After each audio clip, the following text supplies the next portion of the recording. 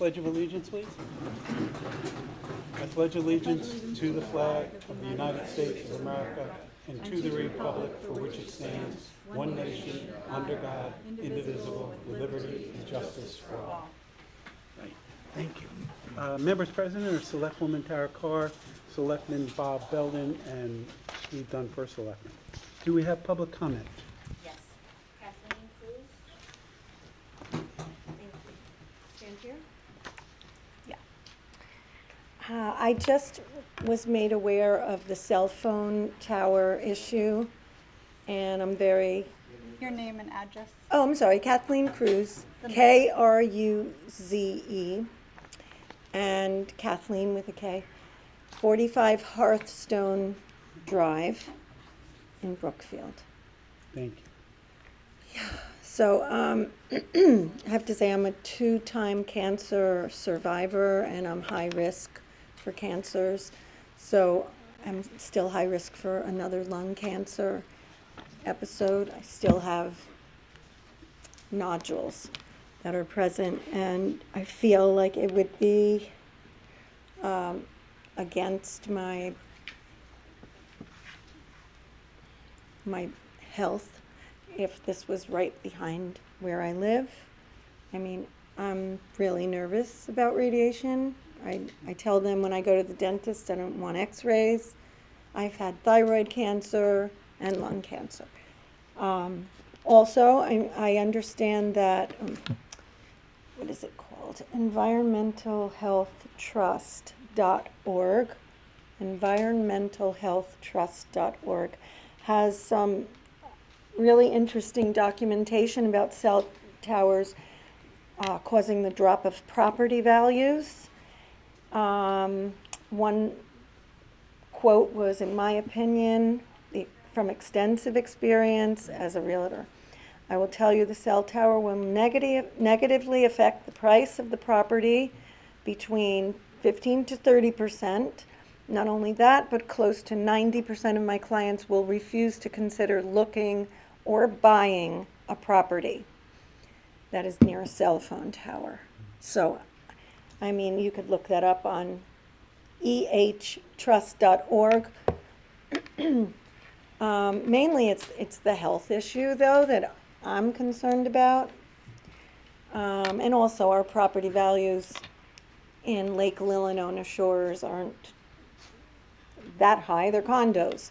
So I couldn't afford a 15 to 30% cut in the value of my place if I was made to leave. I would have to leave. I would not live next to a cell phone tower because I'm on something called survivorship at Sloan Kettering. So they're monitoring me very closely so that I don't die from lung cancer or any other cancer, but I'm that high risk. So I just feel very nervous. I have a lot of different health issues too. So being this nervous is really detrimental to my health. Already thinking I should sell like tomorrow. So. Thank you for sharing. I'm so sorry. Thank you. Thank you.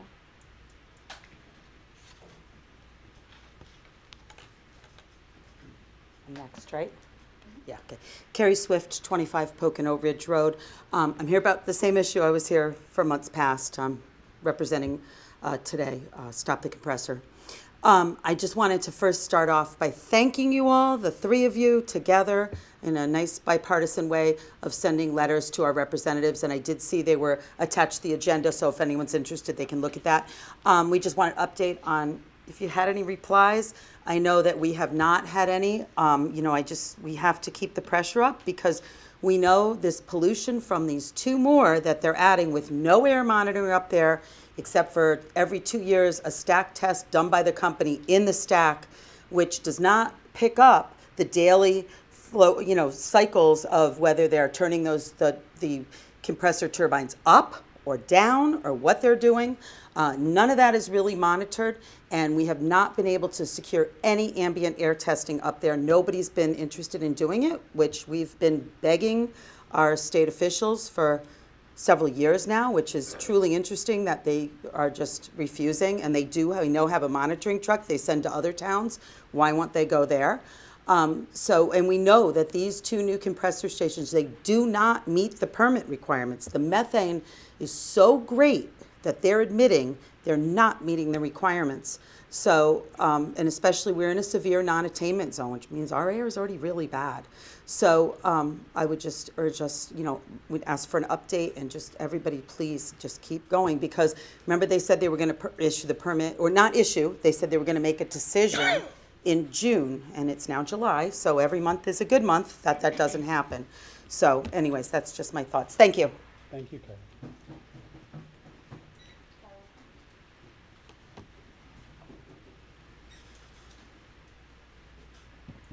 Hi, my name is Caroline Ford. I'm the director of the Brookfield Library. And I just wanted to take this opportunity to let everybody know about all the great things that are going on at the library in July. We have summer reading challenges for adults, teens, and kids with lots of great prizes and fun activities. And we have a lot of programs in July, including Annie and the Natural Band on Thursday, July 10th at 4 o'clock. This is a kids and families concert.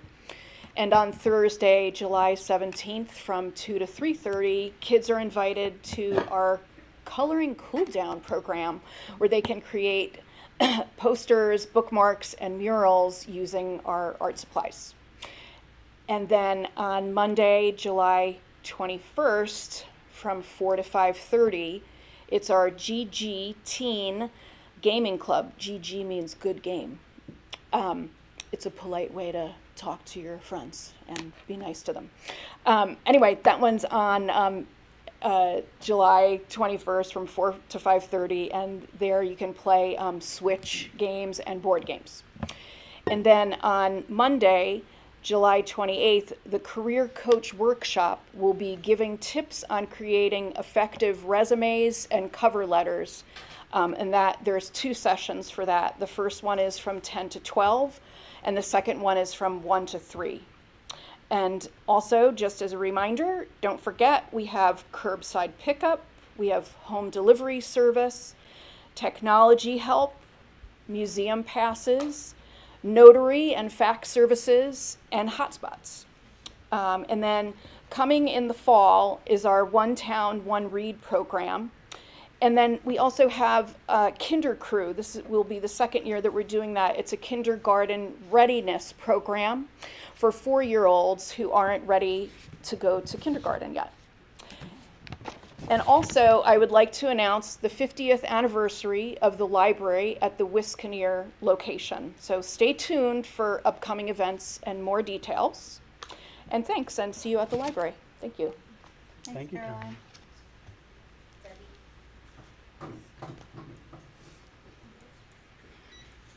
Hi, Debbie Brooks, 21 Crestview Drive. I just wanted to comment on some of the ethics violation or ethics complaints that are in front of the Board of Ethics currently. I believe there are a number of complaints currently sitting with the Board of Ethics that are stalled or cannot be resolved due to conflicts of interest with either Board of Ethics members or Board of Selectmen members. So I would really like to see some resolution of these complaints by either hiring outside counsel or perhaps a retired judge to resolve these complaints so the town can move forward. That's all I wanted to say. Thanks. Thank you, Debbie.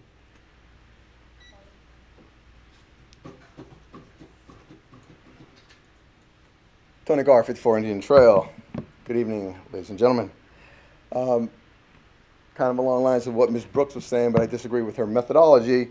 I am also here to talk about the 5 cases that were Board of Ethics complaints that were bumped up to the Board of Selectmen. And in May, at the Board of Selectmen meeting, the motion was made to do 2 things. One, that the Board of Selectmen would take those cases from the Board of Ethics to an independent third party for review and adjudication, and that the Board of Selectmen hire and appoint a retired Connecticut judge, if available, or special counsel. So Sounds like it's two things that are going on there, at least that's what the motion was. So I'm going to implore the board to make a motion to add to the agenda tonight discussion about the disposition of these cases, because it really makes no sense. If you think about it, somebody's going to have to appoint that judge. And if there's a conflict of interest, either among the Board of Selectmen for adjudicating it themselves, then there's going to be a conflict on appointing, on who's going to decide who the judge is going to be or who this independent third party is going to be. I offered a solution in writing that Mr. Benjamin was so gracious enough to print in the patch a few months ago. The right answer would be to dissolution of the Board of Ethics as it currently stands. You get rid of those members, you get new members of the Board of Ethics, and now the town doesn't have to pay for a judge or an independent third-party counsel. That would be the right thing to do.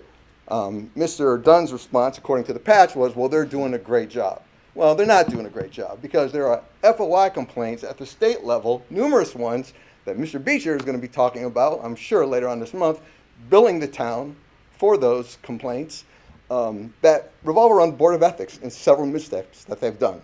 So if that's not enough evidence to you, Mr. Dunn, that the Board of Ethics is poorly managed, has been poorly managed for over a year. It's time to get new leadership in there or dissolve it altogether. It won't cost the town anything other than a few volunteers that I'm sure can do the job well. It doesn't take a judge. It doesn't take an attorney to do what needs to be done for those cases that are in front of the Board of Ethics. So again, you should discuss it and determine how are you going to get past this initial contract. Who's going to award the contract? As I understand, any contract award goes to you, Mr. Dunn. Well, if there's a conflict in the Board of Selectmen, if there is, that involves Mr. Dunn, Mr. Belden, or Mrs. Carr, then you're not really in a position to appoint a impartial judge, because now you've got your own partiality. There's going to be some kind of bias if the Board of Selectmen are involved in choosing some kind of judge or impartial counsel. There's no way around it. And it shouldn't involve our town attorney either, because he has been right beside the Board of Ethics as they've made these several missteps along the way. So he's probably not the right person to advise on that, and he represents the town. Am I done? Thank you very much. Thank you, Tony. That's it? Okay, thank you. Moving for presentations, we have the block party check presentations, the Brookfield restaurant recap. Greg, you want to come up and give us a recap? I'll just kick us off. Yes, please. I know Cynthia's going to pull up a PowerPoint on Restaurant Week, but before we get to that, this meeting, like we've done for the past several years, is our presentation of the awardees from the block party this year. This was our 5th annual block party. We had a record profit. I think the number's about $9,600, and we made 7 awards, which is also a record for us. So with that, I'd like to introduce and have come up our EDC Chairman, Jim Fisher, and Vice Chairman, Pete Girardi, for the check presentations. And I believe some, I don't think all, but some of the awardees are here, and I'll turn the podium over to them. Jim Fisher, 12 Airmont Circle, Chairman of the EDC. Pete Girardi, 28 Farview, Vice Chair. It is really my pleasure to be a part of this. I want to let the town and the public know the block party was completely made up of volunteers. We had members from Town Hall, members from the library, and the rest were from the EDC Commission. And it was really a beautiful day, and we're trying to make it bigger and better every year. And I won't take up a whole lot of time, and I want to give some money away, because whatever money we have left over at the end of the day, it comes back to the town for groups that we think are deserving. So with that, the first check goes to the Brookfield Volunteer Fire Department. I think Chief Gary Grambling is here somewhere, or he was. There he is. Okay.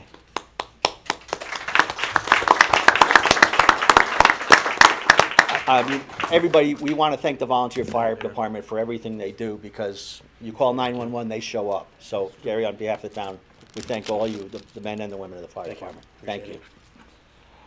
With that, it was fitting that the Brookfield Library is here, because the next one is for the Brookfield Library. We want to thank them for everything they do. We especially want to thank them for Dawn Coffee, because she's a god, she's an angel.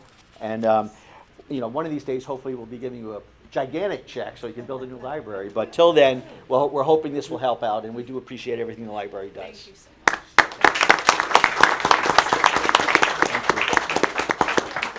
So Caroline, does that mean we can lower your budget? Absolutely not.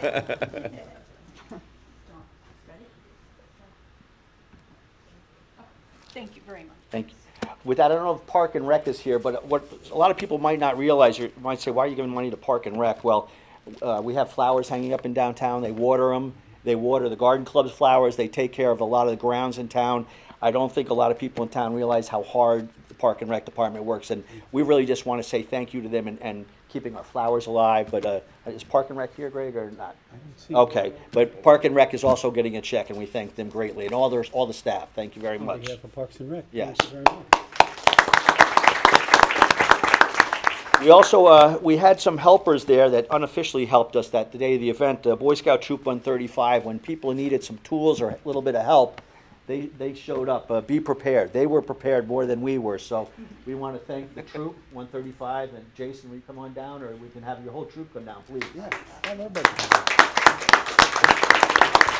Because what a lot of people in town don't realize, the Boy Scout troops, Girl Scout troops too, they do a lot of projects in town. They do trails, so many things. I mean, you see it in the paper, but they don't get enough credit. And being an old scout myself, I really do appreciate the scouts, and we're hoping to have them do a little bit more work next year.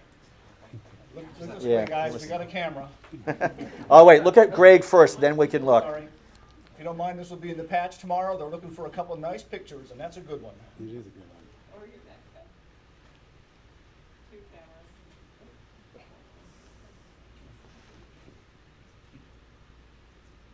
Thank you very much. Good job. Thank you, guys. And, I'm not sure, but we also have an award this year. One of the hits at the block party was the high school robotics team. They were a big hit with the kids. They made an impression on our committee, and so we're going to be awarding the Brookfield High School Robotics Club here, and I'm not sure there's a representative, but we'll make sure they get that check, and I'd like to thank them publicly, too. Last and not least, I'd like to thank the Garden Club. They take care of a lot of the plantings all around Welcome to Brookfield sign, and I know the money will go a long way to help what they do for the town, and I really do appreciate what the Garden Club does. So, can one of the rep, or all of you, please come on up.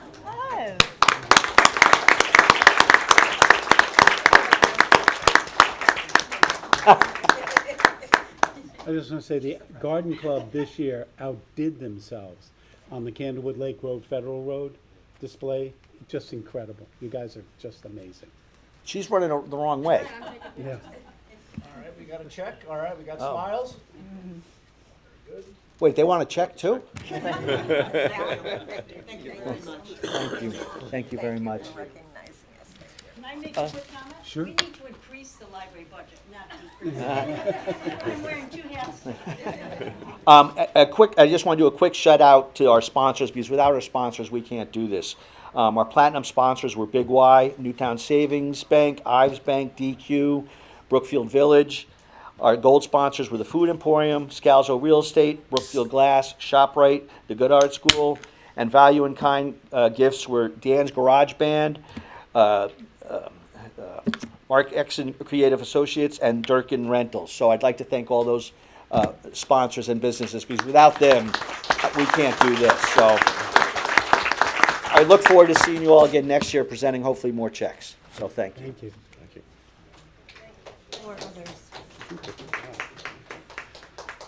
On to Restaurant Week. So in your package is a few slides of a first one's of a delicious hamburger. So we had our first annual Restaurant Week, actually 2 or 3 days starting after the block party. And Steve asked, we put together a brief presentation just to introduce this concept to the town and let you know what we did. Next slide, please.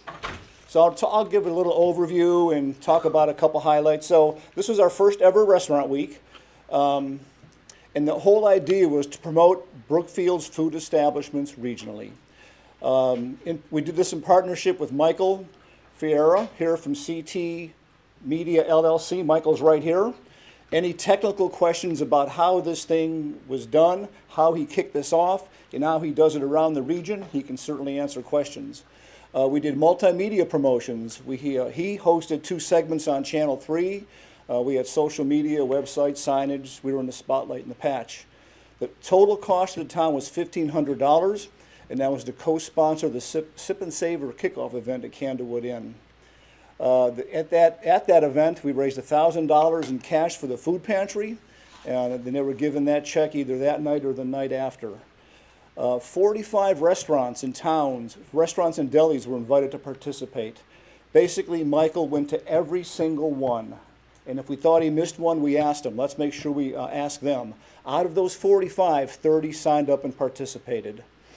We had 3 presenting and 2 gold sponsors. And at the end of the week, we gave away $1,300 in gift certificates to 5 of the participants that participated in Restaurant Week. So who visited the website? Well, no surprise, over half the people were from Connecticut, some from New York, Florida, and Massachusetts, and an unknown group called Virginia. They were not sure if they really were from Virginia. So a little bit of quirk maybe in that website search. Top 5 cities, Brookfield, no surprise, New York City, Danbury, and New Milford. I do know several residents from other towns were there as well, but those were the top 5, or certainly the top 4 participating towns. Page views, over 4,000. 466 people looked to see what prizes were available, and the average person spent about 4 minutes on the website. Most of the people checked out this event on their phone, a few on the desktop, and not many on a tablet. Next slide. So Michael surveyed the 30 participating restaurants, and they were asked the question, what was your overall impression of Brookfield Restaurant Week? And 70% said they meet or exceeded expectations. So that's pretty good. Next slide. I'm going to zip through this to save time for questions. And then the question was asked is, how was your overall traffic during Restaurant Week? And 50% said they saw an increase in traffic versus the prior couple weeks. Now, just a side note on that. I think, Michael, correct me if I'm wrong, that many, if not all of them, said business really wasn't that much greater this year, year over year. So even though they had more business this week, that week versus the prior, year over year, restaurants, I think, are struggling a little bit compared to last year. So just a general comment. And did you first notice customers, first-time customers in your restaurant? And 80% said they had new customers. So if you use those as metrics for what we were trying to accomplish, I think we did a pretty good job. And then we started talking about feedback. And overall, it was a great learning experience. We probably want to improve our signage next year, make the dinner offerings more competitive. A couple of comments were very complimentary about being very nice and well run. Next year, I think we want to do radio advertising, maybe WLAD or another channel. And one thing we really like to do next year is lower the cost for the Sip and Savor kickoff event. Like I said, this event cost the EDC budget $1,500 from our town expense. And we're going to try to find a way to not have to spend those monies just to kick off Restaurant Week. 90% of the restaurants said they would like to see this event repeated next year. So I think that's going to be the plan. So that's all I've got. Any questions, either Michael or I can answer them for you, but that's Restaurant Week 2025. Yeah, I have a question about the timing. Is there any data that supports whether this time of year is better than other times? And I was just curious about how we selected this point on the calendar. It really is. Would you mind coming up because we have a microphone and people are watching? Sure. Thank you, Mike. Thank you for the question. Absolutely. So it's really twofold. One, there really is no good time to have a restaurant week. Oftentimes you'll hear people say, let's do it in the winter when it's a little slower. I've been in towns where they don't want to do it in the winter. They want to do it in the summer because it's slow in the summer.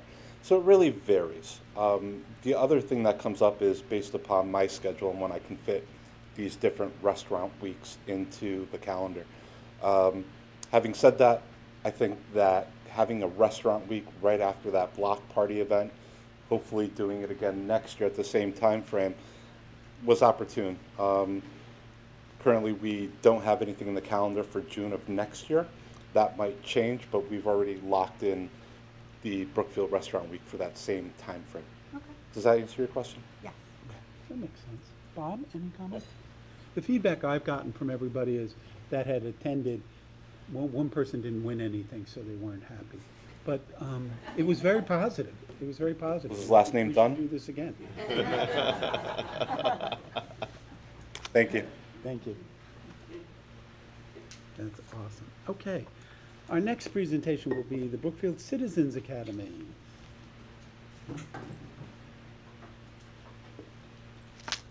Good evening, everybody, and thank you for giving me some time to talk about our new citizens engagement initiative called the Brookfield Citizens Academy. So to start with, I'm just introducing this engagement, which is designed to educate and empower our residents through monthly sessions, mostly monthly sessions, highlighting town departments and functions. Okay, so the purpose of this, again, is to share this initiative with the Brookfield Citizens Academy and how it will offer residents a structured way to learn how their local government works. The goal is to build awareness, engagement, and pride in our community. So why now? So this has been something that has been on my mind for some time, and following most budget referendums, we receive a lot of questions from residents. I didn't know. And I think with the decline of newspapers, it's a little bit harder to get information out there. So I really wanted to get this started for July to bring our residents through our entire fiscal year. We have an increased interest in local government, a big desire for transparency, and I also think that this will help engage people to understand our boards and commissions and possibly even want to participate in one of them. So again, we're going to do mostly monthly sessions highlighting 1 to 2 departments a month. We're going to start this month with a presentation on Introduction to Municipal Government. And that is going to start on July 24th. The meeting will be at 7 p.m. and registration is required. So some things that we might be discussing, that we will be highlighting as these sessions progress is following the Introduction to Municipal Government. We'll do sessions that highlight what the town clerk does, police and fire, public works and their infrastructure and maintenance of that, land use, planning, zoning, and development, finance, so we can all as residents have a better understanding of their roles and through the budget process, the tax collector, the tax assessor, and so on. So the audience obviously is open to all Brookfield residents, and the purpose on limiting participation per session is so that we can have real meaningful dialogue versus large crowds where that could get a little bit more challenging. Again, open to all Brookfield residents. I would love to see board and commission members engage. This is going to help hopefully build informed residents to understand our town government better and to help understand civics. So our goals, we just did that, sorry, and then our closing, my closing is a request for support from the Board of Selectmen, talk about this, encourage people to sign up for it. It is, I'm hoping, going to be great. I have been researching other communities that do programs like this. They get wonderful attendance with wait lists. So I believe that there's a real good need for this in our community as well, and it would be wonderful to connect with residents who aren't the usual who are showing up at meetings. So anybody have any questions? Yeah, I have two. Go for One, it. how long do you plan to run this for? Or have So- you decided yet? The initial goal is to run through all our departments throughout the year. If it's as successful as I have found other communities that have done this to be, I think for sure it's going to be a learning process as we go through it. But right now, my initial thoughts are going through the year with each department and then renewing a new year. Okay. So next July, starting again. Well, you answered both my questions. in Okay. that same answer. Anybody else? I have a couple. Sure. So, I might have missed this part at the beginning, but when will these meetings occur? On the, I'm going to say the third Thursday. I don't recall, I'm not looking at the calendar. Third or fourth Thursday of each month, What time? 7 p.m. So are the people who are presenting getting paid overtime, or is there any budget related? No budget impact. They're volunteers. So is there some kind of a curriculum for your academy? Is there something in writing that lays out the course of instruction and who will present when? And if so, I'd like to see that. There is no curriculum. There is an outline for the first session. Second session is in progress. And you mentioned some other towns are doing this. Is it a state initiative? I'm not sure who began the engagement in it. I just have noticed other towns participating in it, so I started researching. So one of the best ways, obviously, for residents or, you know, for anyone to know the way our town runs is by simply reading the charter. I mean, that is the ruling guide, and it lays out pretty clearly with some errors, obviously, but this is the ruling Bible, so to speak, of the town. So anybody who needs to know anything about anything could just simply open the charter. They sure could. And we can also engage them and get to know other them and documents participate. that we used to do, like the state of the town and the annual books that were published. I know we don't publish those anymore, but there's other ways to engage, empower, connect. So I was just wondering if you could elaborate a little bit more on your why now. Why now? Because I noticed on a regular basis, after elections, residents call with many questions, not understanding how the budget process works and the budget vote. And I decided to find a way to engage residents so that they have a better understanding. So is that part of your normal work week, or are you going to be compensated for time outside of the normal work day to do this at Nope. night, or? There's no additional compensation. Oh, thank you. You're welcome. Bob, do you have any questions? I applaud this. Thank you. I agree completely with what you said. Is a lot of people who don't know how to engage, and I just would urge you to find every possible outlet you can Yes. to advertise this. Yes, and that has- because, there's a lot of people who want to know, Mm-hmm. and don't. So.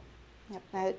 The getting the word out is challenging without the newspaper, to do it without expense. So it really, if anyone can share this, it's really appreciated. And I would say that the reaction through town hall has been very welcoming to the idea. Excellent, excellent. Well, if there's any help you need, let us know. Thank you.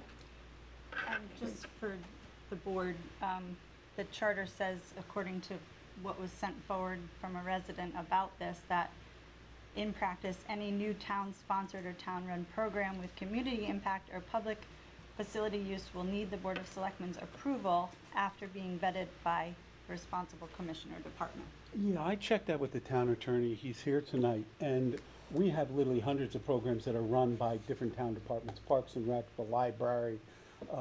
There are literally hundreds of programs run, and the Board of Selectmen doesn't approve all those programs. Andrea, our town clerk, has offered to do this program. She's doing it for free. She's getting everyone to participate, management of the town for free. I think it's a great program, and I don't think it needs the approval of the Board of Selectmen, because it's a program one of our town departments is running. We don't go to the senior center and approve every program that they have. We don't do that with Parks and Rec. They run their programs. I guess if somebody had a concern about a program, they could come to the Board of Selectmen and say, I don't think we should be running this program. I've never heard that happen, but I guess it could. So after consulting with the town attorney, I think this is a great idea, and I agree with Bob. I applaud you. And I'm sure this will evolve over time as you start to get the questions and people, you know where people really want to understand Right. what's going on. Right. Is that Tom's answer? It is my answer. I'm sorry, I can't. That is my answer. Okay. The Board of Selectmen doesn't vet programs from all departments in town.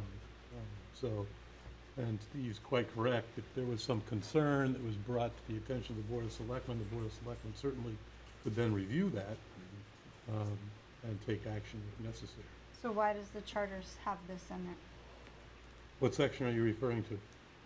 I don't know. Oh, well, it's hard to look at it then. I mean, if you reviewed the response, did you respond to this inquiry? I did.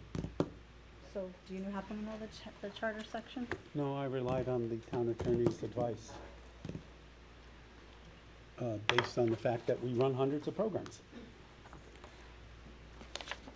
Thank you. You're welcome. Thank you, Andrew. Okay, next, Bob is going to take off his selectman hat and put on his fire EMS commission hat and give us a presentation on the fire EMS study that Manitou did for the town.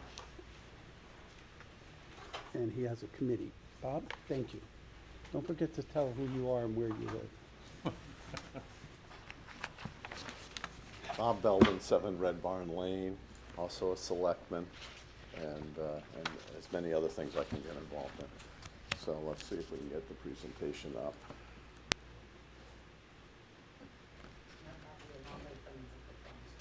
Okay, thank you. I'll get down like this, how's that? I'll talk loud. So I'm here tonight, because if you could just go to the next one. Just as background, using ARPA funding, the town commissioned a study of emergency services in town, and emergency services is fire and EMS for us. But fire and EMS comprise even more than just fighting a fire. It could be a hazardous spill or other types of things. So generally emergency services. We hired Manitou to do that, and they delivered in September of 2023 a 262-page study. And it was a tome, that's exactly right. A lot of detail in there and a lot of recommendations. Last August, we met and commissioned an ad hoc committee to determine the implementation action. So how do you take it from study to doing something? And the membership was myself, the police chief, the fire marshal, and both of the 2 fire companies in town. So myself, John, Mike, Andy Ellis, who was later replaced by Derek Broadmeyer, and Ryan Murphy. And we met bi-weekly as best we could. I will tell you, sometimes that was challenging because there was at least one meeting where we showed up and all the beepers went off and there was a fire to go attend to. So we had our challenges in getting it done, but we did meet pretty regularly. I just put this in for reference. This was the charge that we gave to this committee, which is to review the documentation and come with specific actions that the town should take, basically. Go to the next one. So the Manitou recommendations came in a couple of flavors. They had a big section on governance, and I'll spend some time talking about that. There was a number of recommendations and thoughts in there, but it all came into a topic on how can we govern and manage this relationship between the town and our fire companies effectively. They also had, but they did have a number of very individual services, and I've listed them on the left here, which are EMS, fire prevention, incident reporting, which has been an interesting challenge, water supply management, and emergency communications. So the way we organized it was we went through the individual chapters, the ones in green. There were 21 recommendations, and we either split or enhanced them, and we added 8 additional ones. And we went through them and talked about each one. We determined the status, is it done, is it ongoing, is it a new thing that we have to go on, the priority, and who should own it, and what actions are needed, right? So we have a very detailed thing, and it's in the appendix of the presentation for anyone who wants to look at it. And I'll talk about a couple of highlights on that. And then on governance, we looked at the recommendations, we reviewed state statutes and town charter, we reviewed what other towns are doing. We had a long discussion about what's right for Brookfield. And then in the end, we drafted an ordinance that would establish a new relationship management committee, which I'll talk about as we get through this. So if you could go to the next one, please. So on the individual recommendations, here's just some highlights, and I'll go through them quickly. Emergency dispatch, they felt that we were understaffed in the overnight hours, and if you recall, we put money in the budget for that. So that one is well covered. That was what prompted it to go into the budget recommendation. It was a feeling, but with a committee, we said, you gotta get this in the budget this year because it was one of the highest urgency things they thought. Secondly, computer-aided dispatch. You may not realize it, but we've got an older computer-aided dispatch system. That's also in the budget. But for example, the dispatch system today requires people to call in on radios to update their status. So when in our discussion, what I learned was there was a lot of radio chatter going on, but all of it was about updating status. When you could have a computer in your vehicle and you can just put, I've arrived at the fire, I've dispatched the water supply, you know, all the status updates that are required under dispatch. So the modern computer-aided dispatch will take the chatter down, so what's on the radios are actually talking about issues that need to be dealt with, and much less manual intervention. It will make our process much more effective, and we funded that in our budget. Incident reporting, a lot of noise over the years that, you know, what we were counting as an incident, were there double counts and triple counts and stuff like that. That actually was implemented while Manitou was here, if not a little ahead of that. And so that's been in implementation since 2023 and actually is working very well by all reports. Water source. People don't think about water source often when they think about fire prevention, but making sure that we are a well-controlled water sources, whether it is, you know, in our fire hydrant system, but also the private wells. Who's out there inspecting and monitoring and making sure that they've been tested so that we have a water source. But most importantly, we had a long-standing water source committee that had both fire companies, the water company, the fire marshal. It's kind of fell by the wayside over the last couple of years. We felt strongly that should be reinstituted, and they're working on getting that up and running right now. Because that is going to be the most helpful for us as a community on water.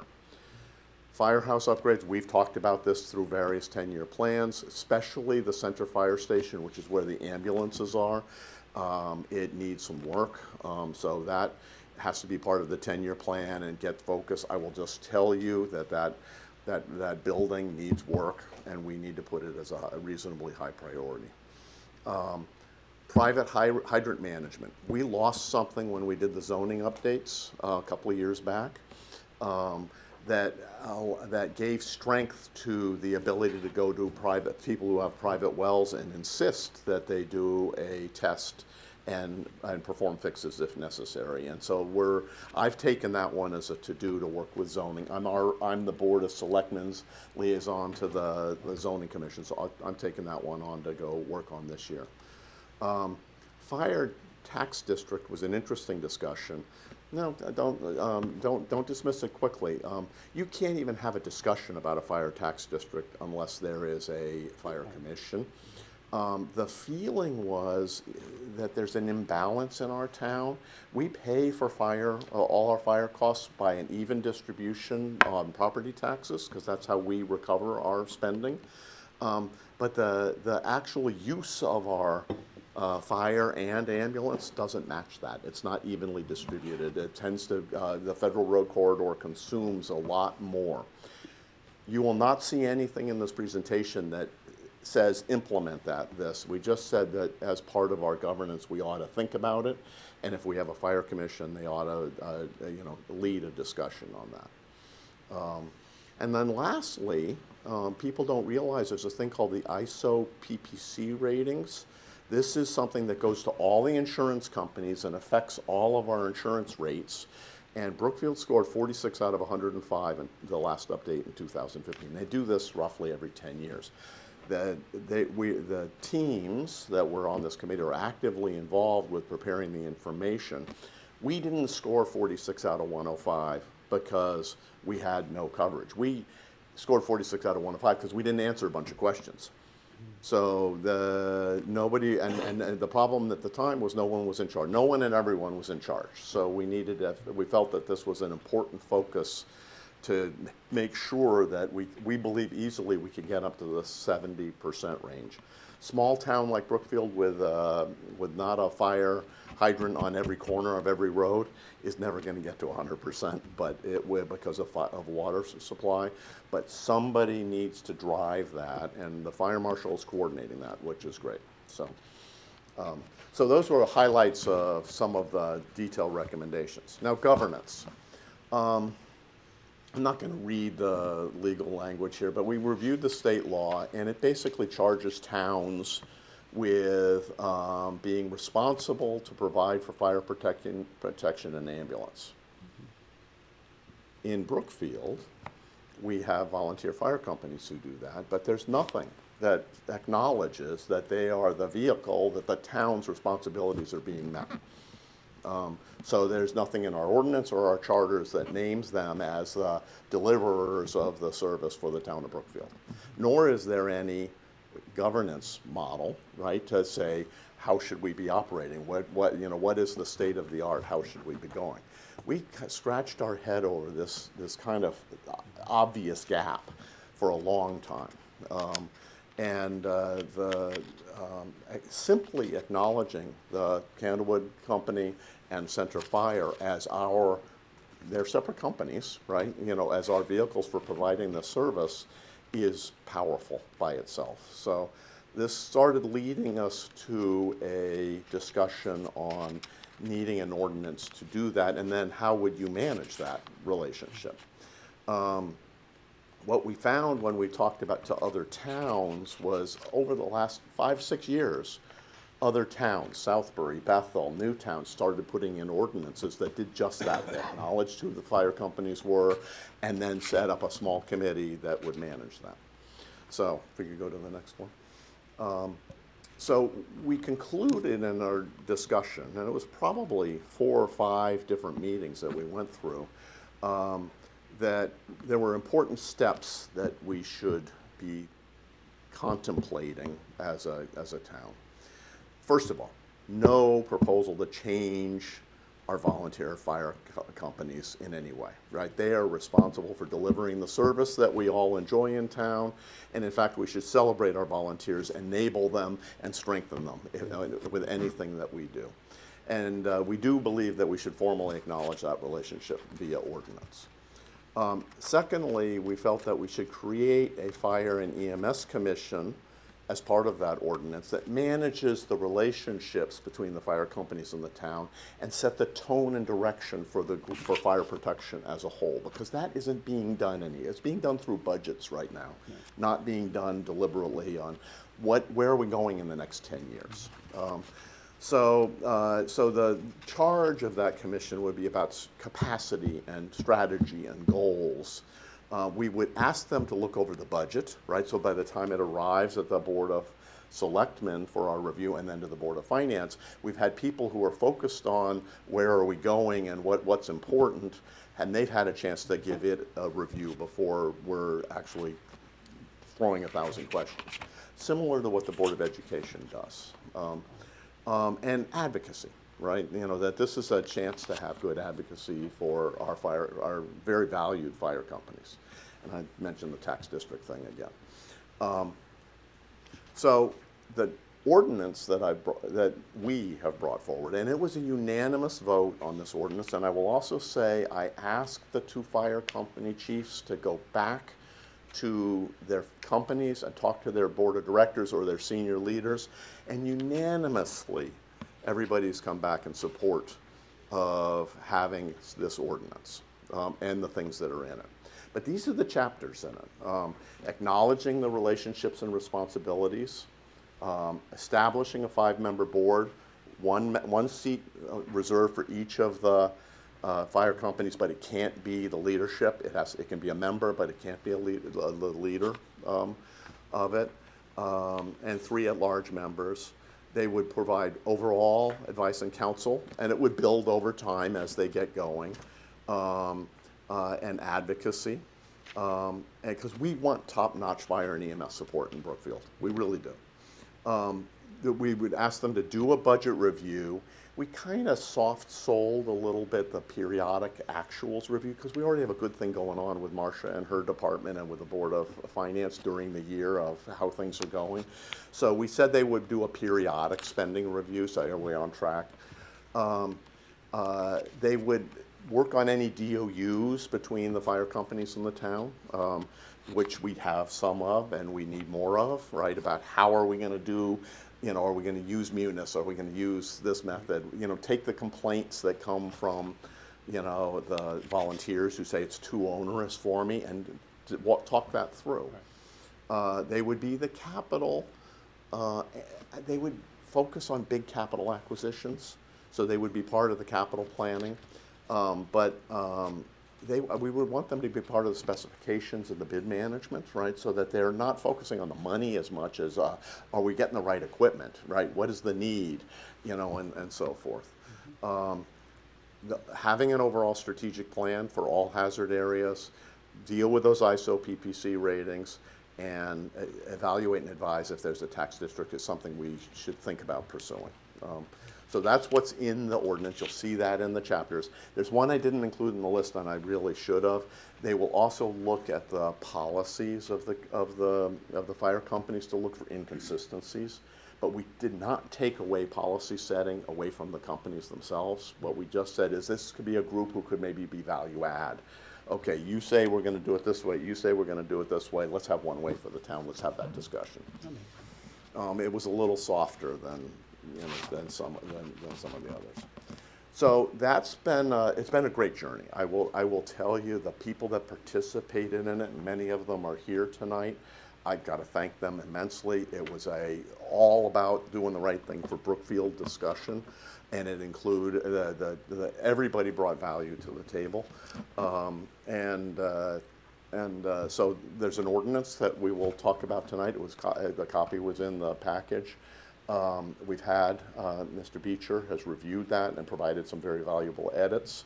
But the next steps is ordinances are a public process. We don't do them that often, so I researched what it takes. We actually, as a Board of Selectmen, approve ordinances, but it needs a public hearing before we do that. So there's a whole process out ahead of us.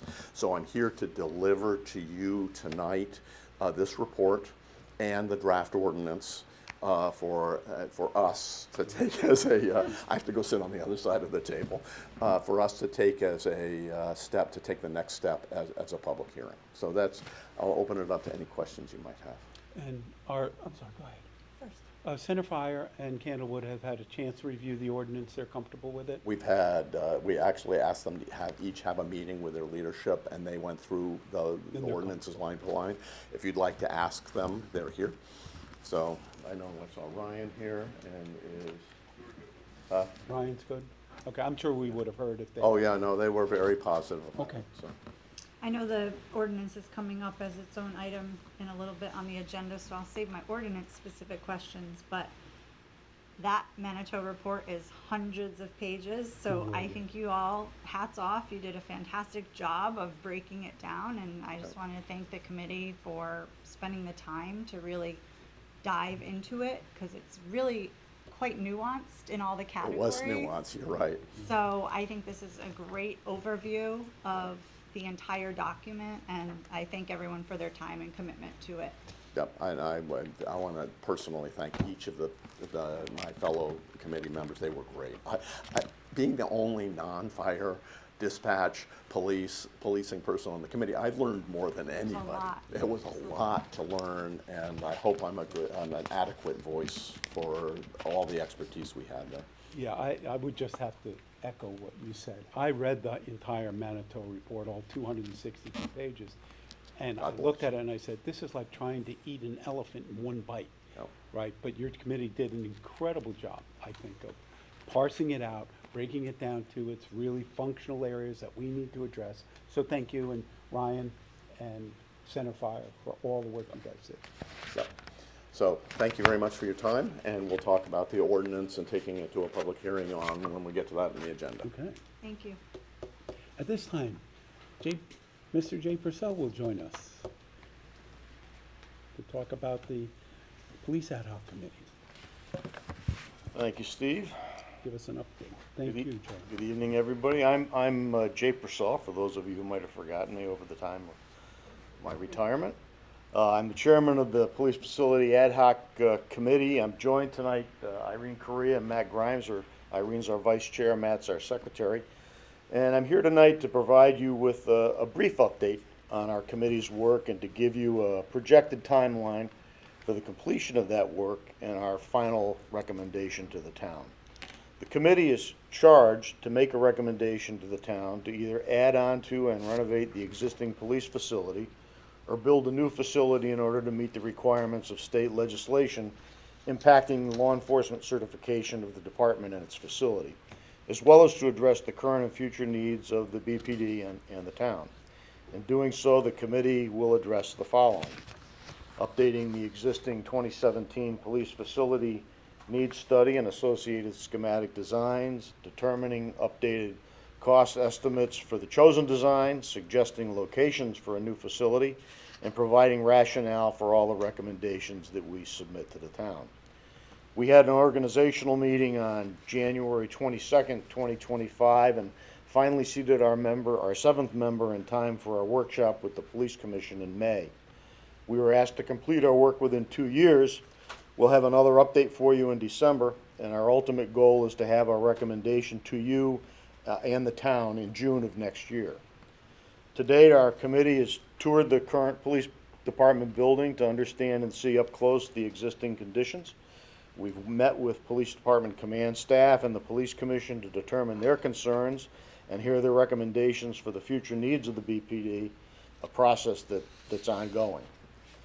Newtown Police Chief Dave Colgren provided the committee with an all-inclusive tour of the newly completed Newtown Police Department facility, one that meets or exceeds all the law enforcement certification standards and serves a department that is very similarly sized and configured to the Brookfield Police Department.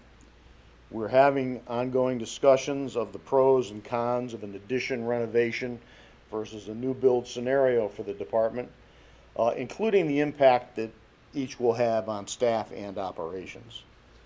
We're having ongoing discussions regarding site requirements, availability, and pros and cons of suitable properties to accommodate both scenarios. The addition renovation scenario will necessarily abut the existing building on Silvermine Road, with any additions, parking, etc., having to extend from the west and the east sides due to the soccer field and the septic field, which is to the rear of the existing site.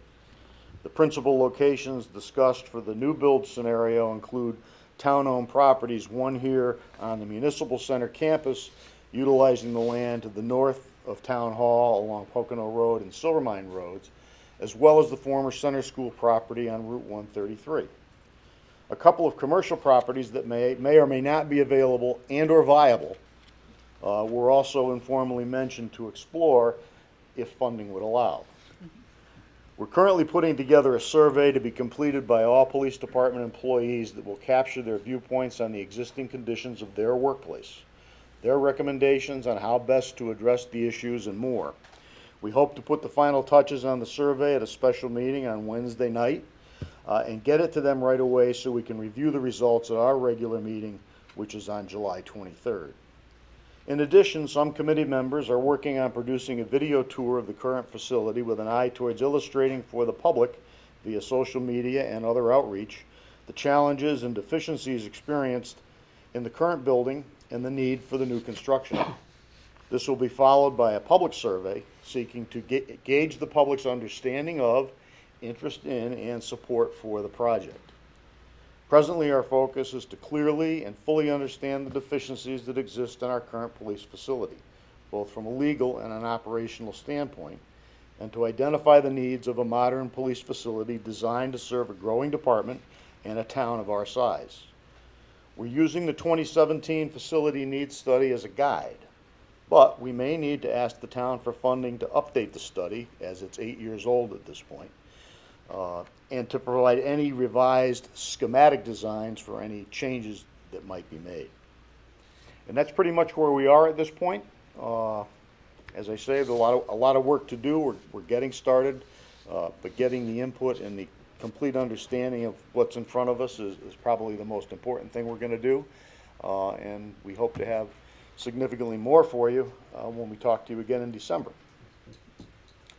I'd be happy to answer any questions. Yeah, just one question for the public. Newtown took over an existing building. That was, yes, that was an adaptive reuse of a building. Chief Colgren explained it pretty clearly. They built an addition to one side of it, which was their custody suite and garages and things of that nature. But they really had a warehouse type building with nothing on the inside. So they had a blank slate, and they were able to build what they needed within the confines of that. And did they think that was more cost effective than building new or where they were, there was no. Well, again, they were fortunate in that they had that building available to them. I think they got it at a pretty good price. You know, I referenced the fact that we don't really have any commercial structures that I know of that are available that would be of an adequate size, but there's some land. Right. But that adds cost to the project when you have to buy something that the town doesn't already own. Well, we appreciate all the good work you guys are doing. Any questions? I do have one question. Thank you for the update. It sounds like you're off to a really good start. It's not an easy undertaking. I think it's pretty akin to probably what happened when Brookfield decided to go down the avenue of pursuing a new elementary school. In my mind, it's very similar. My question is around the police. Is it the accountability? Whatever the standards are that we have to adhere to? Right. So Certification of certain spaces within the building, specifically evidence storage, custody, the cells, the Right. booking area, All all those things that need to meet specific standards within the certification process. So whether we do a renovation to the existing structure or an addition, whatever we're calling that, or a new build, those things have to be incorporated? Or are there like penalties if we don't do it all? Or what are other new police departments doing? Are they going all in for As whatever I the understand, requirements are? as I understand it from Chief Puglisi, the process allows for certain alibis, if you will, as you go through it. If what you have doesn't meet the standard, you're allowed a certain number of alibis that at some point need to be rectified. So if we're gonna do this thing, we should just go Do it all right. in? The requirements are not gonna change. There is some room to move if you show the state that you're moving forward, Correct. right? Correct. But we're gonna have to your point. In the standards, this way. in the standards too, if the standards exist and we don't meet them, it's kind of like NFPA with the fire service. Yeah. They have certain standards. If you don't meet them, the insurance liabilities and things of that nature Yeah. all come into play. And So that set of the parameters for adhering to these requirements, they're all being taken into consideration? Yes. And, Yes. Thank you. Yep. Thank you. Thank you. I wanted to add an answer to your question, Steve. I'm sorry. Jay, you're okay with that coming up? Okay, come on up now. Just one thing, to kind of answer your question about Newtown's PD. Tell us who you are. Oh, Pat Grimes, Secretary of the Police Facility Ad Hoc Committee. Kind of an extension of the answer to your question about Newtown. A lot of the discussions that we've had, if we're to recommend a new facility, is repurposing the current police department for other municipal needs, whereas Newtown sold their Yeah. old police station when they were done with it. Yeah, we're looking at that too. Okay, great, thank you very much. Okay, really appreciate that, Jay. Very helpful. Announcements. The Brookfield Planning Commission, this is important, we'll be holding a public hearing on Tuesday, August 12th at 7 p.m. at Brookfield High School to adopt the draft plan of the Conservation of Development. Plan of the Conservation and Development. That is the 10-year project that we do every 10 years. We encourage everyone to come out because that's what's going to guide everyone, including zoning and the town, on where we're going to go for development and planning in the future. Coffee with the Community will be July 26th from 9 to 10 at Angel's Deli at 470 Federal Road. We also ask people to sign up for Spotlight newsletter and Everbridge emergency notifications at brookfieldct.gov. We do have vacancies on our boards and commission. The Building Code of Appeals, 1 member. Energy Advisory Board, 1 member. Inland Wetlands Commission, 1 member, 2 alternates. Municipal Building Committee, 1 member, 1 alternate. WPCA, 2 alternate members. Youth Commission, 3 alternate members. And Zoning Board of Appeals, 1 alternate member. That's what we're looking for. So if you're interested, please let us know. Next, we move on to our monthly financial update. Marcia, would you lead us through that? It is June 30th. That's the end of our fiscal year. And so sometimes in our July meeting, you don't get a report. Just because we're trying to close the year and the numbers will change as we get payables in and convert this from a cash basis to an accrual basis. There's nothing that's different than our expectations, and our expectations are that we'll have excess revenue because of the higher interest rates. That's still the case. Taxes, we don't close the taxes until August 31st because of the accrual basis. So they could be a little higher or a little lower. What we do is we add this year's July and August collections for back taxes and subtract last year's. So the delta there will add or subtract to the tax income.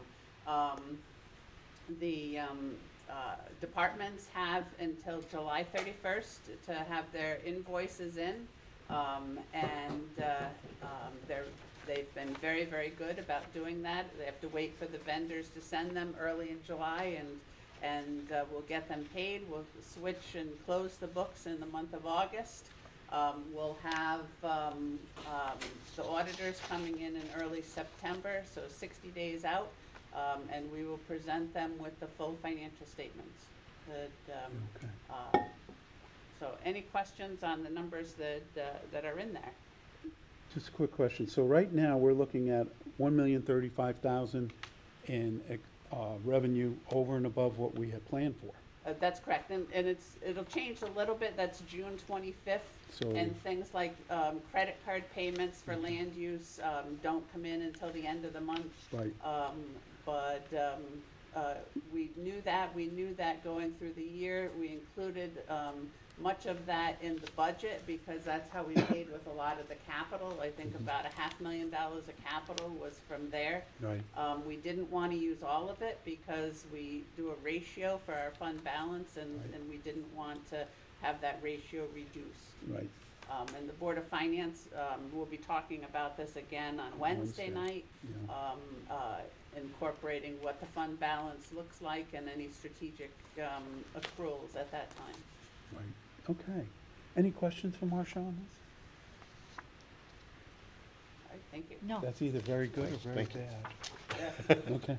It's very Thank you, good. Marcia. New items. I would make a motion, the police department, I would make a motion that we add an item to the agenda under new items for requests from the police department for use of the police outside services fund for 2 projects. Do I have a second to add that to the agenda? Second. Second. The police, because the last week was a holiday weekend, they had a little trouble getting this. We always like to get these ahead of time and have these to the Board of Selectmen before the meeting, but this came in today, and they have some things they need to do in August. So the first item is a request for an appropriation of $9,828 from the Police Outside Services Fund for the purpose of purchasing ultimate training munition kits for pistols and rifles. Excuse me. John, would you come up and give us a... I'm sorry? First, you have to complete the vote on adding it to the. Oh, I'm sorry. Yes. So all in favor of adding these? Aye. Sorry. Thank you, Tom. Thank you. What would I do without it? And the First, second is a discussion. request for an appropriation of $3,638, and I'll let you take over, John, and give us a description of these. Great, thank you for getting this in. This was approved by the Police Commission on Can you July. move your paper off the microphone? Because it makes it go clicky, click, or slide the The microphone to the side. Police Commission approved this on July 2nd, and as you know, part of the process is the Board of Selectmen get a chance to review this before we go to the Board of Finance. So the first request for 9828 is for the UTM training rounds and updates to our current weapons. The kits will allow us to utilize a live fire scenario that we do when we do the active shooter type training. We've recently this year purchased new handguns. The kits that we had were not compatible. We changed guns and as we did with the rifles. And it includes the ammo and some of the training. This was not included in this year's budget request. But it was, I looked at the attachment, it looks like it was originally considered for the budget, but it was moved to outside services for funding. That's what it looked like. We did that. You did that before you even came forward? Yeah. Okay. Do we have any questions on this? I don't. I don't. I'm comfortable with this. I would make a motion that the Board of Selectmen approve the appropriation of $9,828 from the Police Outside Services Fund for the purpose of purchasing ultimate training munition kits for pistols and rifles by the Police Department. Do I have a second? Second. Bob seconds. Any further discussion? All in favor? Aye. Aye. Carries 3-0. On the second item, you want to give us a quick overview? Sure, the Tom, please? request for, the same process, request for 36, roughly $3,700, 36, 38, 42. And this is for an additional, less lethal, option that we, currently have on the road. We have two, we're looking to purchase a third to, further equip our officers. It's a less lethal launcher. It's an option to taser, and we currently implement this already, and we're just looking to add a third unit so that we can keep them in the unmarked car or in the detectives. So this would be, John, for, actually, you say here, less lethal rather than using a weapon to It's an address yeah, issues it's that you an have? option. Yeah, it's a launcher, basically, 40 millimeter launcher, and it's used for less lethal munitions like bean bags, other type of rounds. If we had to use it for gas, we could use it for gas, but we have two. We've trained the majority of the department on it. We still continue to do the rest of the department, and then ongoing training to lessen the need for going right to lethal force or going with the tasers, which have limitations on distances, and we have OC and some of the other options. This is an additional option for the officers. Okay, that makes sense to Is me. this a requirement? No. No. And what's the range on this instrument? I'm guessing. There's a much greater range and accuracy than using the taser. The taser we're limited to anywhere roughly up to 23 feet, 21 feet. This is a little greater distances. So the only other less lethal weapon that you currently have in the arsenal is a taser? No, we have these now. We have two of them. Oh, okay, so you're adding a third. We're adding a third. Have you had to use these at all? No, fortunately. So this They've is a capacity. They've been brought out, but they haven't been used. Okay, good. Okay. So any further questions, issues? So I would make a motion that the Board of Selectmen approve the appropriation of $3,638.42 from the Police Outside Services Fund for the purpose of purchasing an additional 40 millimeter less lethal kinetic energy weapon. Man, that word's not coming out of my mouth. Do I have a second? No, I won't do it 10 times fast. Do I have a second on that? Second. Second from Tara. Any further discussion? All in favor? Aye. Aye. Carries 3-0. Thank you, John. Thank you. Thanks for bringing, Thank you. discussing that with us. Okay. We did that. On the 8 Nabby Road lease, I'll make the motion, then we can talk about it. I make a motion that the Board of Selectmen approve the lease for 8 Nabby Road. Do I have a second? Second. Bob seconds. For discussion purposes, if you remember at our special Board of Selectmen meeting, we had a concern that the rent had not changed in a few years. And so we had Pro Property Management go back to the Danbury Housing Authority and negotiate with them. They've agreed that the rent will go from $1,600 to $2,500 a month. They think that's a market rate rent for the facility. I think that that's a fair rent. They are also going to be going in this week, surveying the inside of the 8 Nabby Road to see what may need to be done to improve, what condition it's in. So I would approve, personally, I would make the motion, I would say yes to. Any questions or concerns about that? This one, the bulk of the increase is actually paid for by the Danbury Housing Yes, Authority. yes. It's not the actual resident. The actual resident will pay like $85 more a month. It's just part of their That's the way program. it right? works. Yeah. So if we discover over the course of, is it a year? Yeah, it's a year-long lease starting August 1st. That if Pro Property comes back and says you need a new water heater, stove, Right. whatever, carpeting, Mhm. we'll look again and see if we're gonna increase it again next year, or? Well, yeah, you have to leave the lease for the year, Yeah. right? If it needs, let's say, a new water heater or work done, the Conservation Commission is in charge of these buildings. They're part of our open space, so they would have the final say on what work gets done. They do have authorized both the land use director and the chairman of the board of the Conservation Committee to authorize expenditures on an emergency basis. Pro Property Management is now, we're getting a little far afield, but looking at the Gursky property and the Nature Center property to see what needs to be done to those buildings to bring them up to a standard that we can get market rate rent. They're going to be coming back to us the next few weeks on that. That would again be approved by the Conservation Commission.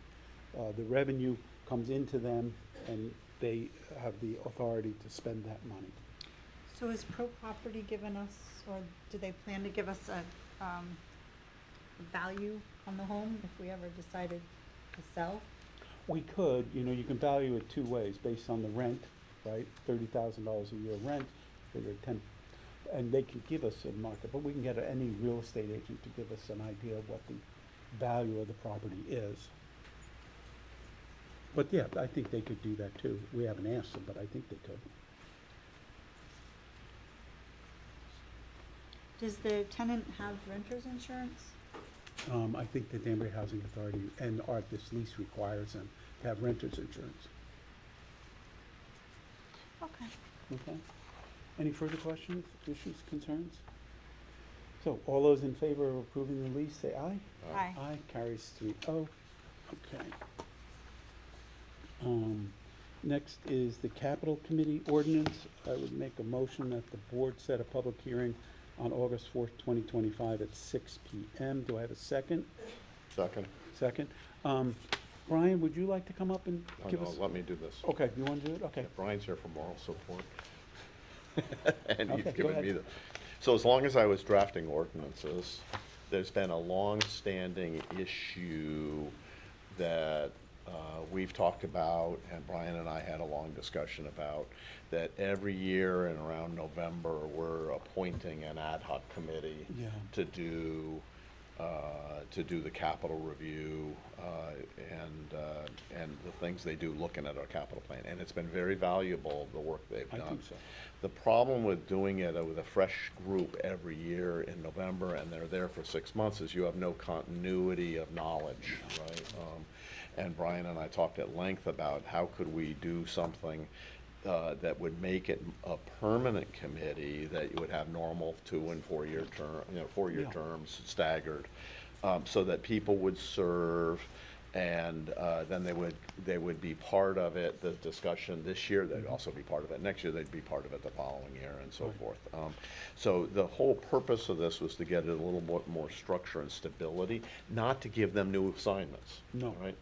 And right now they're busy during the budget season. What we did add into the ordinance is they would, in the off period, they would take a look at the 10 years. 10-year plan.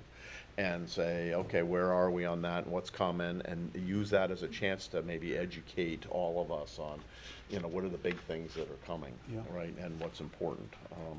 So there's really not a lot new in the roles of the capital committee, but it makes it structurally, it's not an ad hoc committee that we have to approve, and we always seem to be late in approving it, and then they go into a rush to Yeah, try and and do the then budget. we're So- pushing the committee members to really get stuff done in a very short time frame. Yep. And we want them to have the time to really review and talk to every department, what they need and when they need it, and why this and not that, and sort of thing. And I think the capital committee has done an outstanding job. And it's an advisory committee that gives input to the first selectman during the budget review, the Board of Finance, the Board of Selectmen, the town controller. And it has representatives like we do today from the Board of Education and the Board of Finance. We said one member from the Board of Education and two from the Board of Finance. That's what we've been kind of doing. But we left an option for the Board of Finance to only put one in, if, just anticipating there might be a time when they don't, so. And then we just put another member of the public in. So it was, there's not a lot content-wise here, but it does an important thing, which is to get a little stability. Yeah, and it So, and Brian, formalizes- did I capture our discussion well? Yeah. And it formalizes what we have been doing over the last 9 years. Yeah. In most years. Just we have a capital planning committee that we form, and this just formalizes and puts it down on paper and gives it more structure and gives it more life so that people can continue to work on it, and we can spread what we request of the capital committee out over the year. Yep. Right? Yeah. And we're not always in a rush at the last minute. Right. So that's kind of what that was about. Right. So, I think the capital committee has done phenomenal work. I came in and was like, this is exactly what we need to get the budget process kind of Yeah, I agree. more, to be more kind of adhesive. And I think this should be an enduring thing. I was just wondering about the ordinance in itself. Was this drafted based off of some other town, or is it our own? No, this was just taking what we do and writing it down. 'Cause it does seem There a really are little no, different towns do these things very differently. Mm-hmm. And, I've looked, back when I was on the Board of Finance, I looked at what Newtown does, and they're got a whole different set of things that they do. Sure.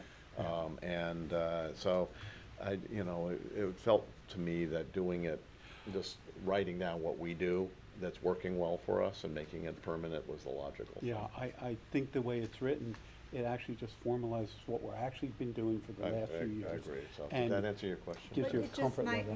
my comment to that question would be that it does seem a little vague, and when we're talking about an ordinance, it's to kind of make things a little bit more concrete, and it seems, like, for example, I underlined this sentence: if the Board of Finance recommends to the Board of Selectmen that it only appoint a single member, blah, blah, blah, blah, blah.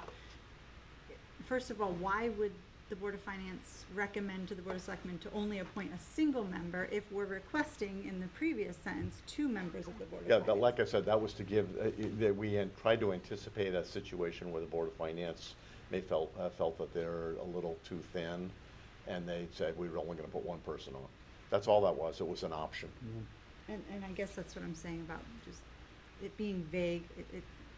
In what scenario would that ever happen? If the rules are in the ordinance 2 members, then they provide those 2 members.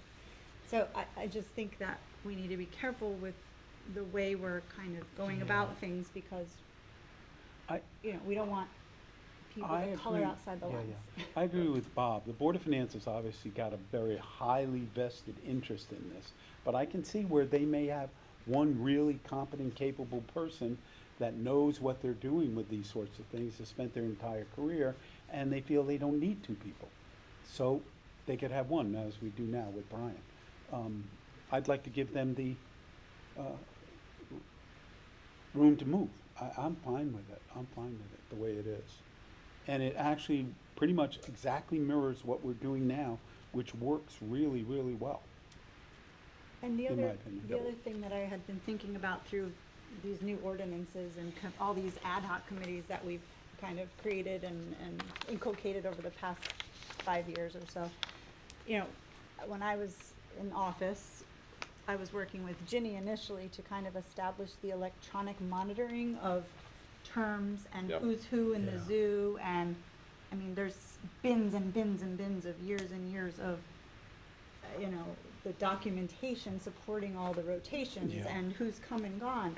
We really need to get a good handle on, you know, and there was always a debate, is it the town clerk, is it Ginny, is it Cynthia now? So who Yeah, is who keeps managing track, this? who's Because if monitoring, we're because we're pretty saying, much doing it manually now, and I agree It with you just 100%. doesn't- We've been looking, and I haven't had any success yet, but we've asked the purchasing agent to go out there. Are there systems that, like, the system we use, Champs, to put these agendas together?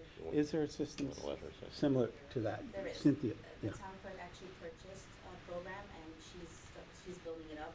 It's actually semi-live on our website Yeah. where it will show you what the current boards are and you can go back, and so she's building it out, but it takes time. So she's building it out back so that it can go back as far as our records go. So anybody would be able to go on, click on a board of commission, and we'll be able to see all the terms going all the way back. So that exists already. We're working on it though. Great, yeah. Because your concern is a very real one. It's really hard to keep There's track of just so everybody coming many on and going errors off, and when they've been on and when they haven't been on. Yeah, I agree. So that's good. Okay.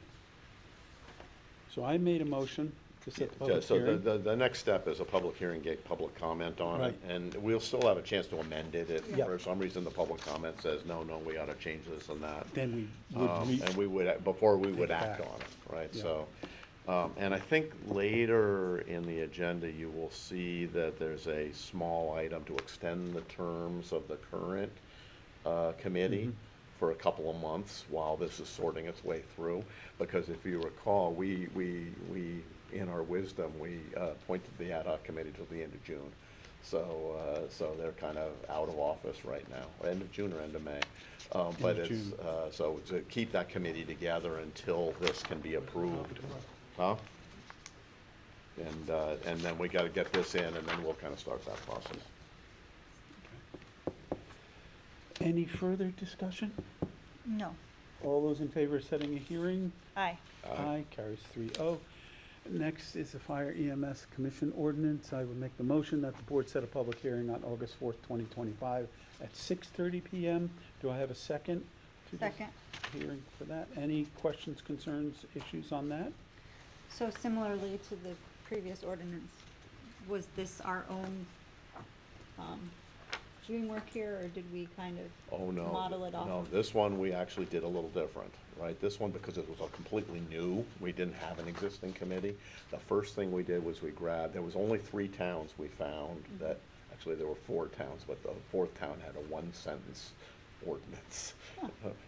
Just acknowledging the fire companies. But the 3 towns, Bethel, Newtown, and Southbury were the 3 we looked at that were local towns that had such a thing. And I didn't look at Danbury because it's a town-run fire thing. So They're paid, right? Yeah, but they're all the, paid. Well, now they have both. Bethel's was very light, and Newtown's was very heavy-handed. And so we kind of walked our way through all of those. And if you're interested, I could send you the document we reviewed on all of those, where we went through the different language of them. This was originally built on an amalgamation of what those towns had done, and then we tuned it and worked it and things like For that. what we For thought what would would work work well for in Brookfield. Brookfield. Okay. That makes sense. That So makes sense. yes, we spent a lot of time with what other towns did in this case. A few years ago, Marcia had brought to my attention some MOAs when we first started, I think, kind of peeling back the layers of this onion. Yep. And, Yeah, I heard you earlier say DOA. What is that? And what is the difference between That's like a DOA. pursuing this with an MOA versus an ordinance? A DOU, a document of understanding. Oh, An MOA, doc- document, a Okay. DO, a document of understanding, MOA, they're similar Okay. in concept. And so if you look at section E in the, which is like on the 3rd page, it just says that they will we use more general terms, engage with the town controller and the fire commissioner regarding processes and techniques for management of the town's funds in support of the fire companies you know, and so that was intended to be, if we're gonna create a document, let's figure out what it should include, and start working it through so that everybody has a clear understanding of, you know, how we're gonna operate. And it's not just what tools are we gonna use, but it might be things like, okay, if we're gonna spend the town money to buy a piece of equipment, what is the town's ownership interest in that piece of equipment, right? You know, those kinds of things. Yeah. That makes So sense. an ordinance is, I guess I'm trying to understand, why would we pursue an ordinance in this arrangement versus like just an MOU? Well, the ordinances have generally set up committees. This is an ordinance to set up a committee. So our committees are all governed by an ordinance, and then the charter then will acknowledge them in the list of committees that we have. So, and if you go through our ordinances, there's an awful lot of this committee, that committee, this committee, that committee. So this one was all about first acknowledging who's providing the service for the town. That protects the town and the fire companies. That's the first thing here. But then secondly, to establish what the committee will do, right? It was not, I felt that the documenting of specific financial relationships or tunes or methods that we're using to manage is kind of the next level down from establishing committee, and the committee ought to give some oversight to it. Yeah. But that doesn't rise to ordinance level to me. I would agree with you. It might, but it didn't. In the first draft, I thought no. You wanted to say something? Just a couple of things. I mean, during the process, I mean, I reviewed this and made suggestions through the iterations, which I think totaled 5 or 6. But one of the points for having an ordinance is that the statutes talk about fire commissions. And as Bob pointed out earlier, the fire commissions have certain statutory powers if they're established by the town, and this would be the way to do it, by an ordinance, as opposed to just being a periodic group put together through an MOU and report back to us in 6 months kind of deal. So do we have an ordinance with like the WPCA? We do? Yeah. Okay. And the Conservation Commission, the RBAC committee, all of them have an ordinance. Every committee has its Well, own ordinance. I'm not sure every If you one want does, it to be but permanent, committees do. Yeah, most permanent. Okay, so that leads to the question I had Yeah. about, let's just, like, what if the companies dissolve, or what if we pay them one day, or how, does this just Then you go change away? you would change the ordinance. You'd have to amend the At that ordinance. point in time. Depending on the circumstances. Yeah. Okay, Yeah. thank Okay. you. So we have a motion to have a hearing. We had a second. Any further discussion? All No. those in favor say aye. Aye. Aye, carries 3-0. Thank you, those are great questions. Yeah, that's all good questions. I would make a motion that the board approve and authorize the first selectman to sign the grant contract from the Historic Document Preservation Grant that has been awarded to the town clerk in the amount of $5,000. Second. That was a tough one, wasn't it? Second. Any discussion? All those in favor? Aye. Aye, carries 3-0. Updates, cell tower. So, about a week and a half ago, I received a letter from Homeland Towers attorneys, Robinson and Cole, that they are moving forward and applying to build a cell tower on Hidden Brook Road. They have an easement already from the landowner, and I think this will be posted on the town website as part of our package. They have an easement with a landowner to put a cell tower on 42 Hidden Brook, 42A actually, which is a piece of property behind 42. And they have notified the town they're going to move forward with that application, going through the process with the Connecticut Siting Council. There are a number of steps in there that they have to take, and we're probably going to ask them to, one of those is to have a hearing in the town, and we would ask them to do that and get as much information and get as many residents to attend that hearing and have a discussion with Homeland Tower on how tall it's going to be, all of the things that we've discussed before. An open conversation is a good thing. And so we will pursue that and all our responsibilities there. Residents should be aware that we can't ban a cell tower as a town. We don't have that right or authority. Only the siting council can say no to a cell tower. The experience that we've seen with the siting council is there have been somewhere right around 600 applications made for cell towers to the siting council, and they have approved 590 some odd. The numbers are not exact, but very, very close. And the ones they didn't approve immediately, they approved after modification. So if the cell tower company can prove the need, which they can, we've seen that before, they've shown us the maps where the coverage is not good, and they have a place to put it, the siting council could and most likely will approve the cell tower. We have had in the last week and a half another cell tower company come to the town and make an offer to put a cell tower up on town land. As we get more information, we understand that more fully, we'll bring that out to the public. I think the thing we have to understand as a town is a cell tower is coming.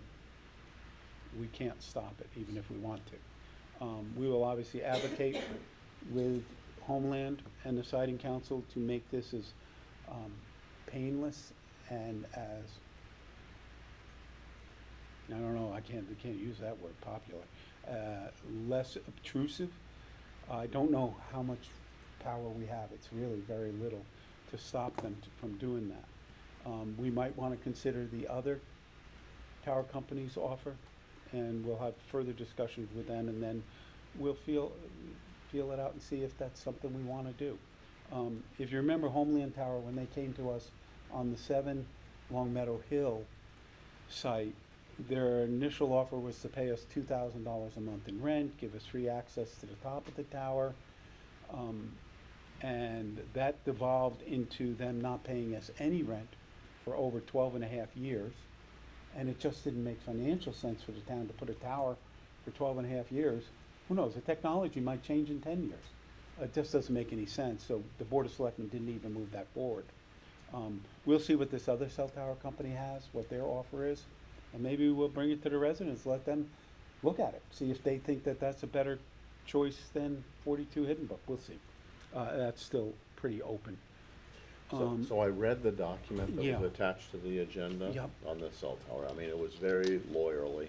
Yeah, And, God, yes. but they were ticking a box on notifying both Bridgewater and Brookfield. Right. Because Bridgewater, it's close enough to the water that it actually, they have to notify Bridgewater as Yeah. well as Brookfield, even though it's in Brookfield. And this one, what I saw in there was that there was a timeline, their words, there was a timeline if we wanted to have a public hearing, so many days after they notify us. Are you familiar, Tom, with what the timeline's on, or towns? Somewhat, I mean, I'd have to go look at them.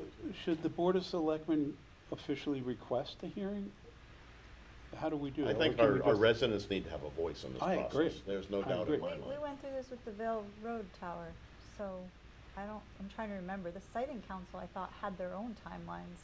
They did, but I think from what Bob has read, I think we as a town can request a hearing here in town, not up at the siting council. A lot of times they do the first one in the town, but it doesn't hurt for the Board of Selectmen to approve requesting it, just in case it's not Yeah, an so automatic. I would say, yeah, we make a motion to approve. We ought to make sure we got a timeline Right. that says if we have to take an action to have a public hearing on a certain time, that we know what that date is. Yeah. And Because I personally, I think we have very outspoken people in this town Well, on this shouldn't we matter. do it in conjunction with Bridgewater if we're 2,500 I would agree with that. feet Yeah. away? Yeah. Yeah, and I can talk to Curtis up there. He's the first selectman in Bridgewater. But I think we as a board should just authorize me to say to Homeland Tower, we want to exercise the right we have to have a hearing in town. However that's worded. Does that make sense, Tom? Yeah, and to coordinate with Bridgewater. And to coordinate Is that with possible? Bridgewater. Well, why don't we do a joint letter with the Board of Selectmen and Bridgewater to Homeland I will Towers? ask him. Yeah, that's a good That's a idea. great I'll idea. ask him. And Yeah. or the siting council. Right. It may be a request we have to make directly to the siting council. Exactly. I'm sure that Homeland would prefer to have one hearing Well, so rather now that than one's two. going to this, it's my first rodeo with the siding council, so I read that note and it seemed like they had a bunch of opinions on when things had to be done, and I don't know what the siding council's rules are, so I just, Do you remember what they did, what we did with Vale Road? There was it was on Zoom at the time. Yeah. Because this tower was already up when I took office, so I didn't know what the It hearings was were. Zoom hearings. Okay. Now, I prefer to have a hearing here and have it at Brookfield High School auditorium. Exactly. Okay. Tara, have you seen the map of where it is? Not Here. this one, no. Let me just share this with you. So the things that are outlined in color on that are the properties that are owned by the person who lives at 38 Hidden Brook. And that gray line next to 38. 40 30. acres or something? It's a lot of land, and you It see says it's in here.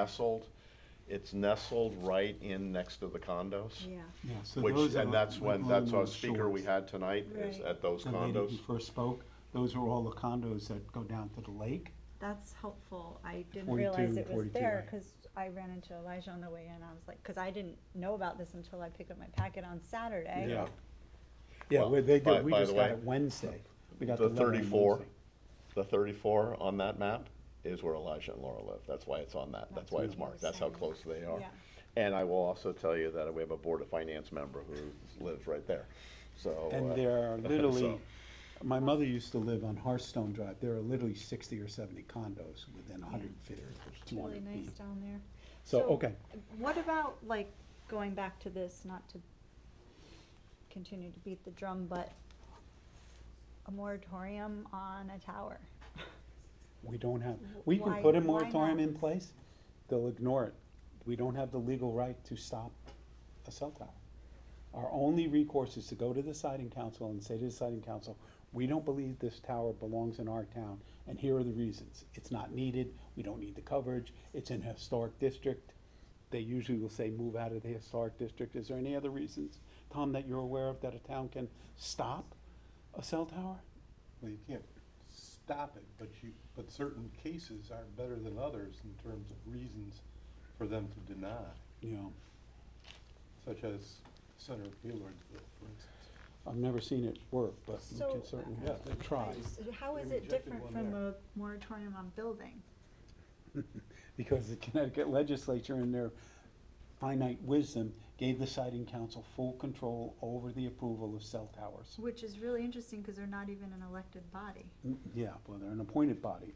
We do have a multifamily housing moratorium right now, which that 5002 bill tried to take away. Well, But fortunately, that Lamont didn't go through. vetoed that. The state continues to come down and tries to, how do I say this politely? Mandate what towns do. Stop. We know what we want. We treat our people reasonably. We do things reasonably. But this is one of those. They created a commission or board that has no I think the responsibility to the people of towns. Brookfield are gonna wanna know, like, where in writing it says we can't enact our own zoning laws Well, against the a cell statute- phone tower. The siting council statutes specifically give the siting council exclusive jurisdiction and also reference the fact that town zoning cannot prohibit them. But doesn't that do exactly what the new bill,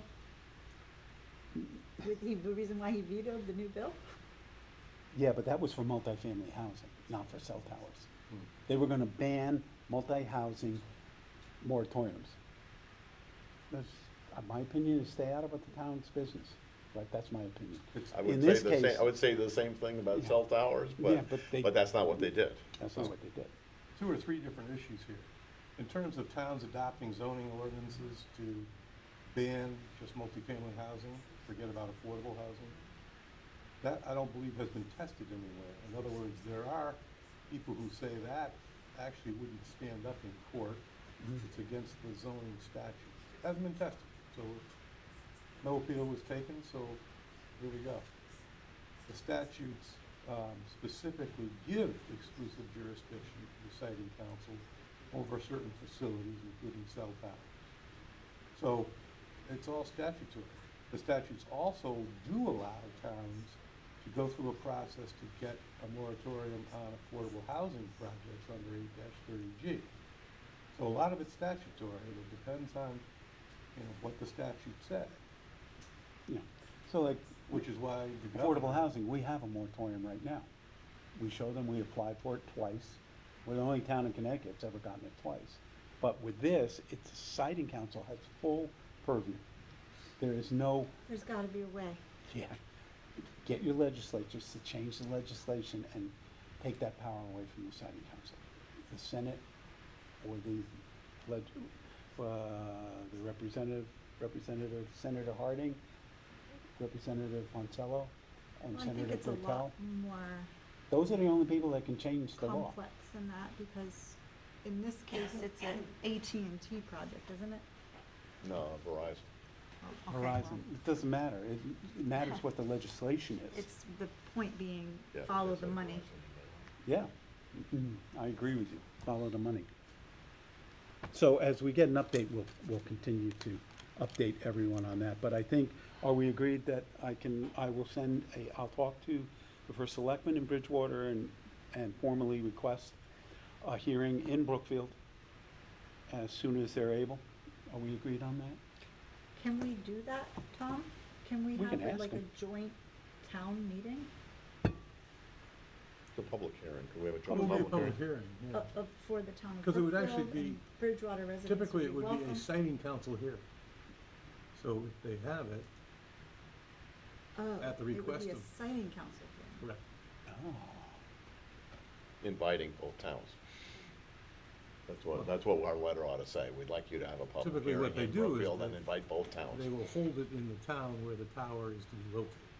Okay, so we would request that of the siting council, you're saying. We do want a hearing. Well, I want to check that. Okay. Because things change every year or so in statutes, so. Okay, so Tom will In check the that. past, And If it's- while you have Curtis on the phone, ask him if he wants the tower across the river. I already have. And he said, absolutely not. I said, it would do great things for Brookfield. The problem, he said, is town owns one piece of property. It's a small piece of property. They don't want, the town doesn't want it. And all the other properties in Bridgewater along Lake Winona are privately owned. And there's no incentive you would be able to offer to get one of those people to put a cell tower on their 30-acre property. And I'm sure that Homeland Tower has probably approached most of them. So now they'll just look across at it, Well, this is, 175 feet yep, through the woods. yep. 6 months ago, we said, How tall was guys, the tower proposal that they had up on the top of the hill? It wasn't I think it was 175? 175 too, Was it wasn't 175? yeah, 175 or 185, yeah. Okay. 185. One of those two. It's 10 feet, doesn't They it? have to It's get it huge. above the tree lines either Yeah. way. This one I would think would be even taller because it's lower down. You'd think, I but, don't know, I'm not an expert. but they on said it. 175 Okay, in the letter. so I'll follow up with the siting council or whomever we have to go to, and I'll talk to the town attorney, and we'll make a formal request for a hearing. Does that make sense? Mhm. Are we agreed? Yes. Okay. Is that a motion? Do we, Yeah, I'll make that a motion, that the first selectman approach either the siting council or the tower builder to have a public hearing as allowed by law.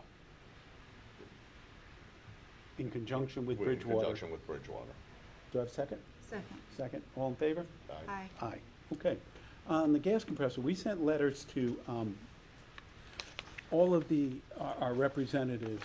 We did hear back from Johanna Hayes' office asking for more information. We did hear from Representative Foncello's office offering support.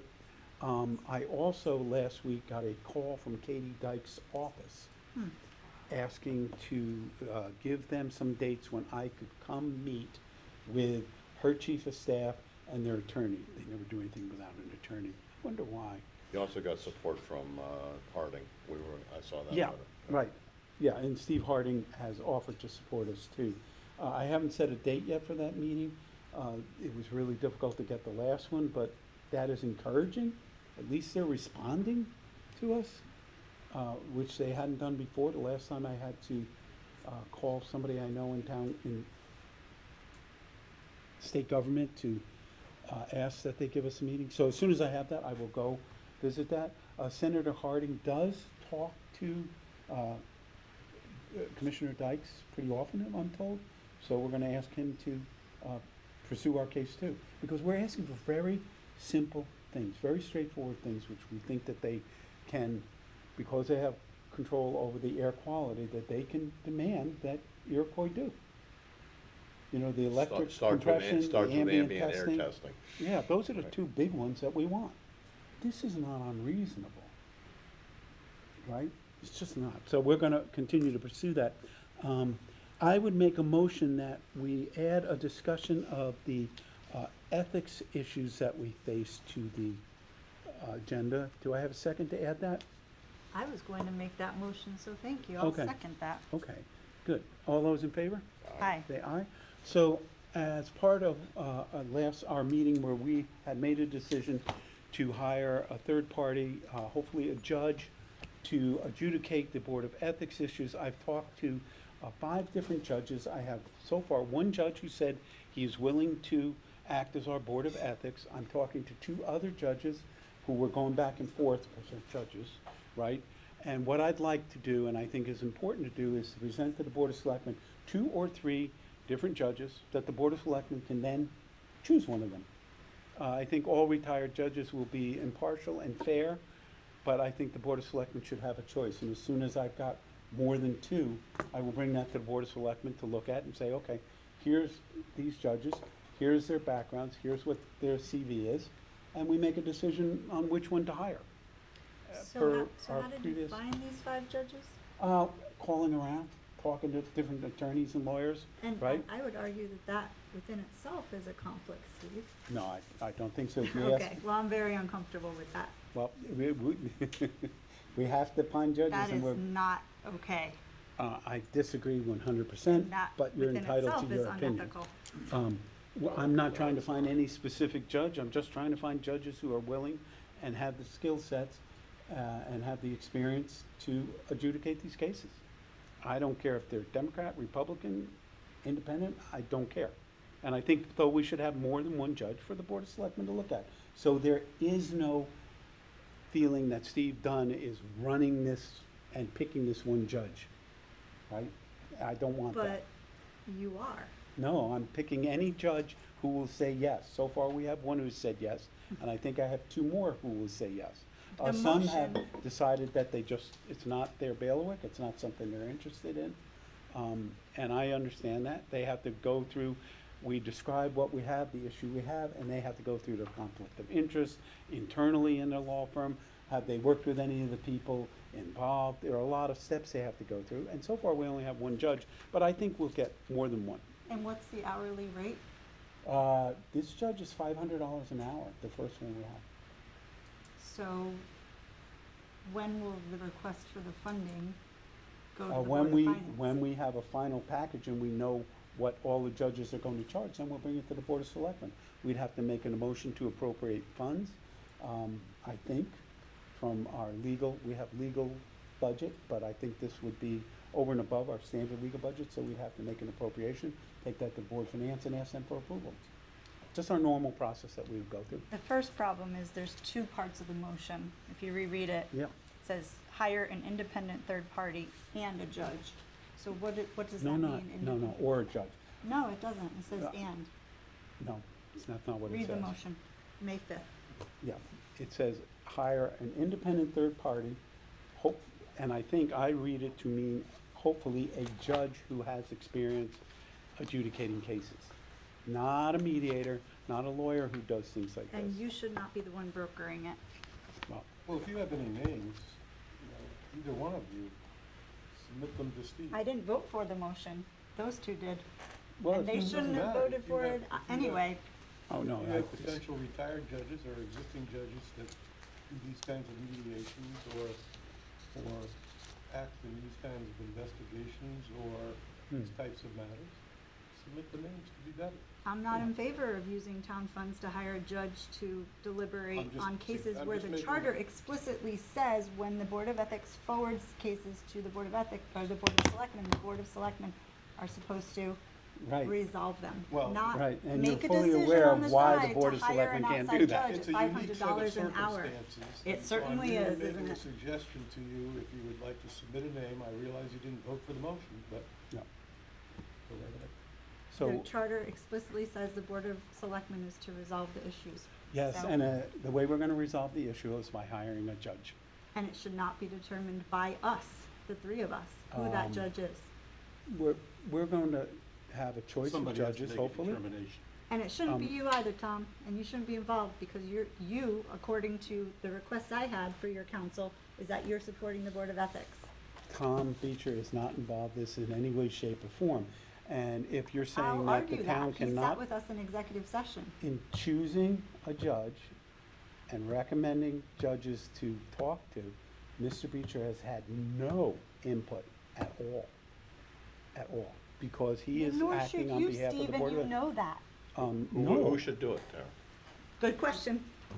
That's We what shouldn't you're have hoping. gotten You this just to don't this want point. anybody to do it. No, that's not true. I I don't want want town every funds spent single at one of these $500 ethics- an hour on 5 cases. Yes, I want every single one of these ethics have cases other heard, options. and I want them adjudicated. I think Every we should go single back one. into executive session and really get to the bottom of things. No, I wouldn't agree with No, that. you wouldn't. can make a Because you want to motion. spend town money to find a judge that you favor No, that's to deliberate in exactly, cases that you that's know is exactly unethical to do why that. we want to hire a judge. Are you saying that every judge in Connecticut is going to be not impartial? That's I'm just an saying, absurd. Steve, there are 5 cases before us, the 3 of Right. us, okay? Right. And you cannot. One you is cannot. mine, you know Yes. that. Bob's already admitted to the public that there's a case against him. How do we know, how does the public not know that you don't have a case against you and you're the one trying to find a judge? We have already decided this. We have made a decision. You may disagree with it, but we cannot let these cases stand because of the machinations of people filing ethics complaints. I want them all adjudicated. I don't care which judge you want to pick in Connecticut. You find one, I'm fine with them. You want to pick a judge? I'm not finding fine a with judge that. because I don't want to spend the taxpayers' You money just don't want them to adjudicated, deliberate. I think, No, go ahead. right? Hire him only for my case. I don't care. No. But I don't think it's right that you're picking a judge I'm not picking a to deliberate judge. on cases that might be against all of We us. had this conversation just 2 minutes ago. I am not picking a judge. I'm Do trying to you? get 2 or 3 judges that the Board of Selectmen can look at their CVs and say, we think this is the best judge to do this. Totally impartial. I don't care which judge does it. Then why are you involved in the selection process? Because somebody has to go out and talk to judges and see if they're interested in Form doing an ad this. hoc committee to find the person. No. We And made maybe a we'll get decision, an we're doing ordinance that, for them. and we're moving forward. Okay, let's move on.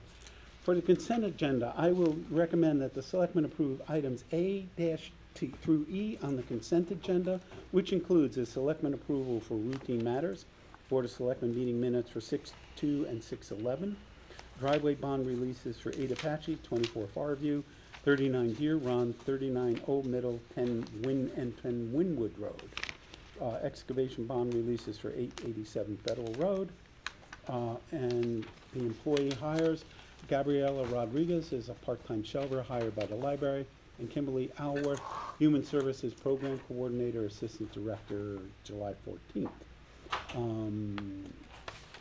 So that's the entire consent agenda. Do I have a second? Second. Second. Any discussion? No. All those in favor? Aye. Aye. Aye, carries 3-0. Okay, we're down the home stretch here. For appointments, I make a motion that the board appoint Amy Deesman as a municipal agent for the elderly with a term of 7/7/25 to 2/2/26. Do I have a second? Second. Second. The town is required to have a municipal agent for the elderly. In the past, it had been the former director of the Senior Center, Ellen, and Amy Deesman has agreed to be it for the town. Any discussion, questions, issues? No. All those in favor? Aye. Aye, carries 3-0. As we discussed previously, I would make a motion that the board appoint Brian Hoffman, John Mascola, Stephanie Sikora, Les Slater, and George DeLassos to to the Capital Planning Ad Hoc Committee with a term of 7/7/25 to 10/6/25. Do I have a second? Second. Second, any discussion? I'm sorry, why is it only through October? Because that's, Because that will give us enough time to Do the ordinance. deal with the ordinance, and then And we'll then have it, it'll it won't update. be the ad hoc committee anymore, it'll be the it'll be capital, the committee. Including the appointments. Yeah. including the appointments. We'll Right. probably, some of these will be reappointed to the more permanent, but they'll be on Hopefully not. terms and things like that that are in the statute. Yeah. Do I have a second? Did I ask for a Yes, second? I second it. A second. Any further discussion? No. All those in favor? Aye. Aye, carries 3-0. I will entertain a motion to adjourn. So moved. So moved. All in favor? Aye. Aye.